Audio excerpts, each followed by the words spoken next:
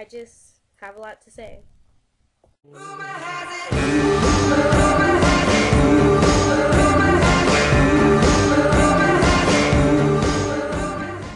Hey everyone, so making this video because I went to a discussion last night on my campus, and the topic that came up was that black women, like dark-skinned women, have disappeared from television.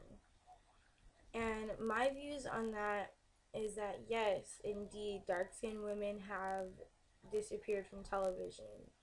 And one of the main reasons I think why is because television doesn't embrace being a dark-skinned woman. Like, I was told in my Pan-African Studies class that black women are the mules of the world, which means we're on the lowest spectrum of people.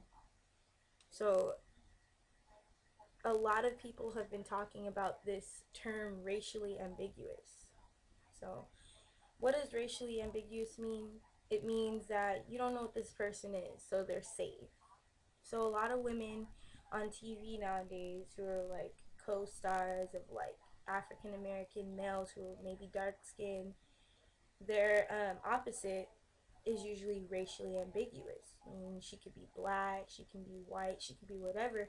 So it's easier for people to get adjusted to it. One of the things that came up in the discussion that I went to is that if you see two co-stars of a movie and they're both either dark skin or like one is dark skin and the other one is kind of mid-tone brownish, it's considered a black movie, which means that the white audience would be less in tune to watch it because it's mostly black people on it.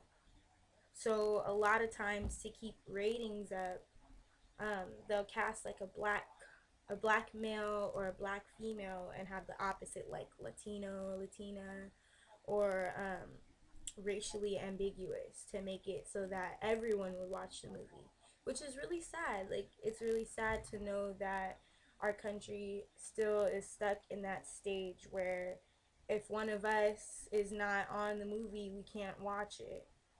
And a lot of times, it's everybody who does that.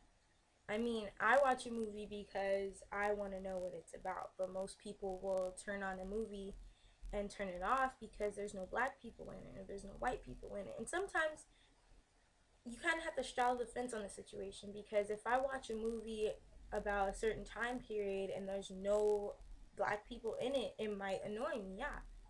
But I'm not going to say, hey, I'm not going to go see Eat, Pray, Love because there's no black people in it.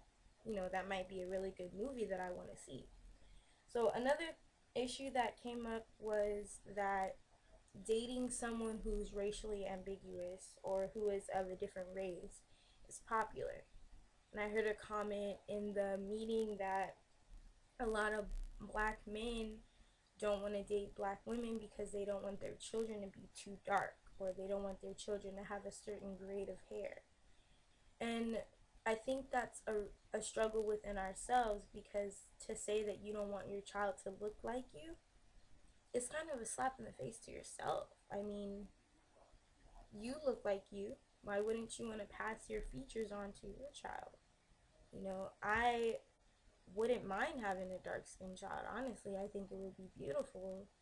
But if they look like me, that's the point, right? We're supposed to have children that are a reflection of us. So if you want a child to have blonde hair and blue eyes and you're dark skinned, there's something missing right there that says that you're insecure about yourself.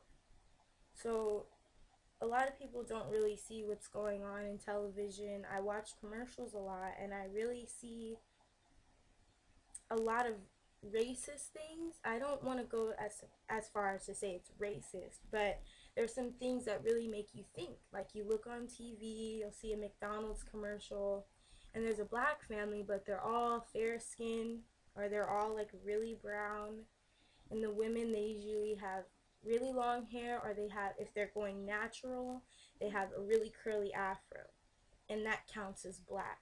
You don't ever really go on there and see a dark-skinned male and a dark-skinned female, because people don't really want to see that, I guess.